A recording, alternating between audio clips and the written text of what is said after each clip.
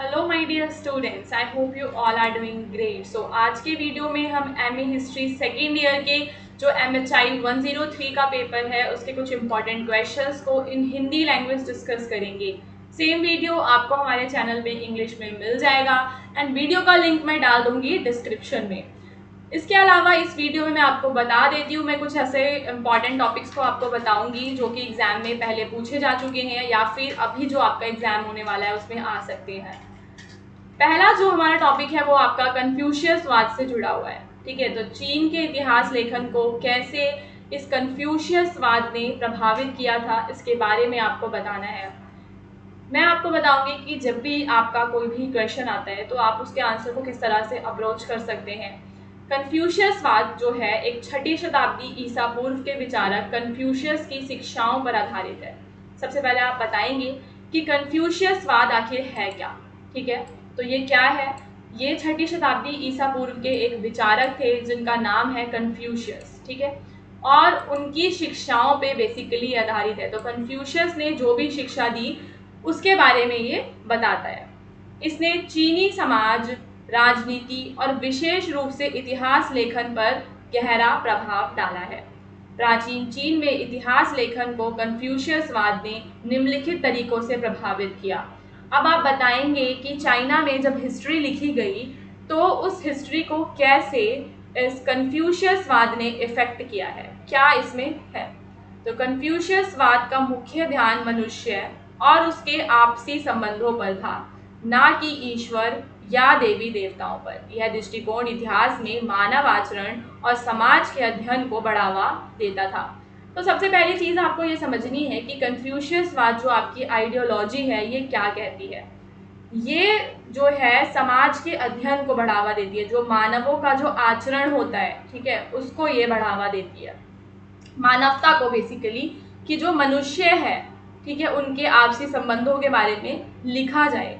अगर हम इतिहास लिखते हैं, अगर हम पुराना इतिहास देखें तो पहले एक प्रणाली चली आती थी कि भाई जो बड़े बड़े राजा होते थे उनके बारे में लिखा जाता था, लेकिन आम जनता के बारे में कोई नहीं लिखता था। तो कन्फ्यूशियसवाद में हमने क्या देखा कि उसका ध्यान मनुष्य और उसके आपसी संबंधों पर था, और ईश्वर और देवी देवताओं जैसे जो मुद्दे थे वो उसने इतिहास लिखने में नहीं लाए। फिर हम देखते हैं कि इसके अंदर अतीत को एक स्वर्ण युग मानते हैं। उनका विश्वास था कि पुराने समय के नैतिक और सामाजिक आदर्शों को अपनाकर वर्तमान समाज की समस्याओं को हल किया जा सकता है। इससे इतिहास का क्या हुआ, महत्व बढ़ता है। तो कन्फ्यूशियसवाद में अतीत को काफ़ी इम्पोर्टेंस दी गई है, हिस्ट्री को, ठीक है, जो पुराना समय जो हमारा बीत गया, और उसे क्या कहा गया है, उसे कहा गया है स्वर्ण युग। स्वर्ण युग में हम क्या देखते हैं कि जो भी हमारे नैतिक और सामाजिक आदर्श थे उन्हें अपनाया गया है। वो कहते हैं कि हमें क्या करना है, अपने अतीत को, अपने अतीत में जो भी हमें आदर्श देखने के लिए मिलते हैं उन्हें हमें अपना लेना है और अपनी अभी की जो समस्याएं हैं उन्हें हल करने की कोशिश करनी है। फिर ये नैतिक शिक्षा पर बल देता है। तो कन्फ्यूशियसवाद के अनुसार एक अच्छे समाज के लिए नैतिक पुरुषों की आवश्यकता होती है।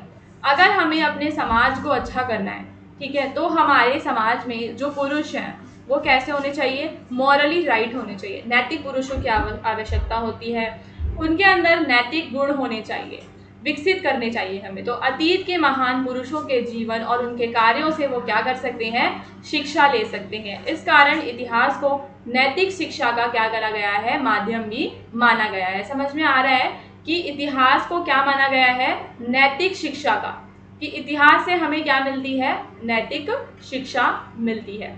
तो यहाँ पे देखो 3 चीज़ें हम फिर से इसको रिवाइज करेंगे ताकि आपको समझ में आए। क्वेश्चन है कि कन्फ्यूशियसवाद ने प्राचीन चीन के इतिहास लेखन को किस तरीके से प्रभावित किया है। ठीक है, तो आप बताओगे कि भाई ये जो कन्फ्यूशियसवाद है वो क्या है, सबसे पहले कौन से विचारक की शिक्षाओं पर ये आधारित है। देन आप इसके बताओगे कि कौन कौन से तरीके से इसने प्रभावित किया।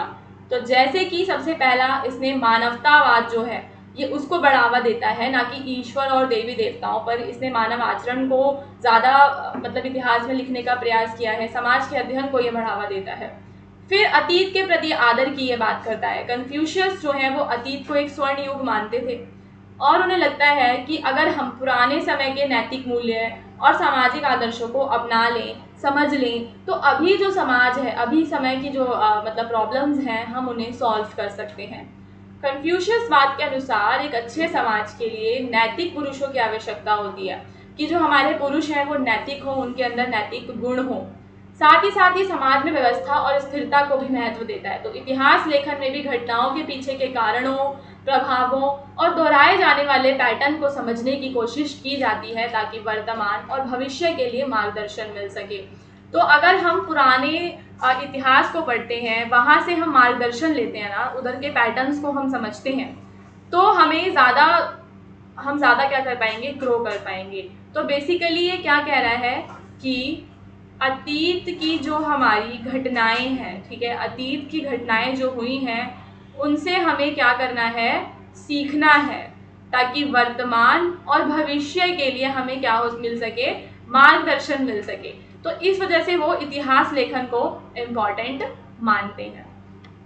देन गाइस देखो, फिर आप लास्ट में एक छोटा सा निष्कर्ष दे सकते हो कि कन्फ्यूशियसवाद ने इतिहास लेखन को केवल घटनाओं का विवरण देने वाला कार्य नहीं कहा है, कि भाई इतिहास केवल घटनाओं का विवरण नहीं है, बल्कि हमें इतिहास से नैतिक शिक्षा, सामाजिक सुधार, राजनीतिक मार्गदर्शन जैसी चीज़ें भी हमें उससे सीखनी चाहिए। फिर यहाँ पे आपका क्वेश्चन नंबर 2 है, जिसमें आप प्रत्यक्षवाद और अनुभववाद में कौन सी भिन्नताएं हैं और कौन सी समानताएं हैं, इनके बारे में आप बात करेंगे। तो देखो, प्रत्यक्षवाद और अनुभववाद ये क्या है, आपकी दार्शनिक विचारधाराएं हैं जिन्होंने आधुनिक इतिहास लेखन को गहराई से प्रभावित करा। तो देखो, कोई भी जो विचारधारा होती है, ठीक है, कोई भी विचारधारा इतिहास लेखन को प्रभावित कर सकती है। तो हमें बस क्या समझना है, यहाँ पर इन दोनों विचारधाराओं को समझना है। दोनों विचारधाराएं अनुभव और अवलोकन को ज्ञान का आधार मानती हैं। अनुभव और अवलोकन यानी कि जो एक्सपीरियंस बेस्ड जो चीज़ें होती हैं, वहाँ से हम ज्ञान को अर्जित कर सकते हैं। अगर हम इनके बीच की समानताओं की बात करें तो आप बताओगे कि प्रत्यक्षवाद और अनुभववाद में सबसे पहली जो समानता है वो ये है कि वो कहते हैं कि ये दोनों ही अनुभव पर आधारित हैं, कि केवल वही ज्ञान सही है जो अनुभव या इंद्रिय बोध पर आधारित हो। दूसरा, ये अप्रत्यक्ष ज्ञान का निषेध करते हैं। जैसे कि हम देखते हैं ना कि लोग धार्मिक कर्मकांड या आध्यात्मिक जो चीज़ें होती हैं जो हमें दिखाई नहीं देती हैं, बट हम कहते हैं कि वो है ना, मेटाफिजिकल जो चीज़ें होती हैं, तो ये उसको क्या कर देते हैं, ये उसको अस्वीकार करते हैं। तो पहला आपका क्या हो गया कि ये अनुभव आधारित ज्ञान को इम्पोर्टेंस देते हैं। एंड देन आपका सेकंड हो जाएगा कि ये अप्रत्यक्ष ज्ञान का निषेध करते हैं। तथ्यों की वस्तुनिष्ठा की अगर हम बात करें तो दोनों मानते हैं कि तथ्य जो है, हमें तथ्यों को समझना है, और जो हमारे तथ्य हैं वो ही डिसाइड करेंगे कि जो व्यक्ति, मतलब इतिहास अगर मुझे लिखना है तो फैक्ट्स को चेक करना पड़ेगा।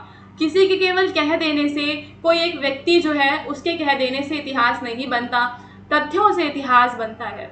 दोनों विचारधाराएं इतिहास, समाजशास्त्र, राजनीति और अर्थशास्त्र जैसे विषयों को विज्ञान की तरह देखने की वकालत करती हैं और इस पर वैज्ञानिक विधियां लागू करना चाहती हैं। और पॉइंट 5 में आप बताएंगे कि इतिहास की घटनाओं को ये कहता है कि इतिहास में जो चीज़ें होती हैं वो कालानुक्रमिक होती हैं, यानी कि इनके अंदर एक क्रोनोलॉजी होती है, एक ऑर्डर को फॉलो करते हैं। वो एक घटना के बाद दूसरी घटना होती है, वो रिलेटेड होते हैं। सो ये 5 पॉइंट्स जो हैं आपको बताने हैं इसके प्रत्यक्षवाद और इसके अनुभववाद के बीच की समानताओं में। सबसे पहले आपने इनका छोटा सा इंट्रोडक्शन एक दे देना है, फिर आप इन पॉइंट्स को इन डिटेल डिस्क्राइब करेंगे अपने आंसर में। अगर हम इनके बीच की भिन्नताओं की बात करें तो अनुभववाद जो है वो यूनानी शब्द से आया है और जिसका प्राचीन काल से इसका मतलब होता है, जिसकी जड़ें प्राचीन काल में है। प्रत्यक्षवाद अगस्टस कॉमेट जैसे विचारकों ने विकसित किया था। मुख्य ध्यान की बात करें तो जो हमारा अनुभववाद है वो ज्ञान का स्रोत केवल इंद्रियों का जो अनुभव है उसको मानता है, जबकि जो हमारा प्रत्यक्षवाद है वो वैज्ञानिक ढंग से संगठन और नियमों की खोज पर बल देता है। अनुभववाद में हमें घटनाओं का वर्णन करना और तथ्यों को इकट्ठा करना होता है। इसमें हमें घटनाओं के कारण और नियम खोजने की कोशिश करनी होती है। और ये मानता है कि दृष्टा एक कोरी स्लेट, जो हमारा इतिहासकार है वो एक कोरी स्लेट की तरह होता है, जबकि ये कहता है कि जो हमारा दृष्टा है, जो हमारा इतिहासकार है, वो वैज्ञानिक इसके अंदर पद्धति अपनाते हैं और निष्पक्ष रहते हैं, और ये वर्णनात्मक है और ये आपका व्याख्यानात्मक है। तो ये इनके बीच का आप डिफरेंस बता देंगे। तो लास्ट में आप निष्कर्ष में क्या बताओगे कि प्रत्यक्षवाद और अनुभववाद दोनों ही ज्ञान को अनुभव और अवलोकन पर आधारित मानते हैं और अप्रामाणिक स्रोतों को अस्वीकार करते हैं। जहां अनुभववाद ज्ञान की उत्पत्ति पर केंद्रित है, वहीं प्रत्यक्षवाद उस ज्ञान को व्यवस्थित करने की वैज्ञानिक विधि पर जोर देता है। ठीक है, तो प्रत्यक्षवाद किस पर जोर देता है? उस ज्ञान को व्यवस्थित करने की हमें एक वैज्ञानिक विधि जो है वो गाइस बना लेनी है। तो इतिहास लेखन की वैज्ञानिकता को विकसित करने में इन दोनों विचारधाराओं की महत्वपूर्ण भूमिका भी हमें देखने के लिए मिलती है। सो आई होप कि आपको ये दो जो टॉपिक्स हैं वो समझ में आ गए होंगे, बट स्टिल अगर आपको इनमें डाउट्स लगता है तो आप नीचे कमेंट करके बताइए। जब मैं एग्जाम से पहले लाइव क्लास लेकर आऊँगी तो मैं उसके अंदर आपके जो भी डाउट्स हैं उन्हें डिस्कस करूँगी। अगर आप चैनल पे नए हैं तो चैनल को सब्सक्राइब करना बिल्कुल मत भूलना। डिस्क्रिप्शन में आपको हमारे व्हाट्सएप चैनल का लिंक मिलेगा, आप उसको ज्वाइन कर सकते हैं।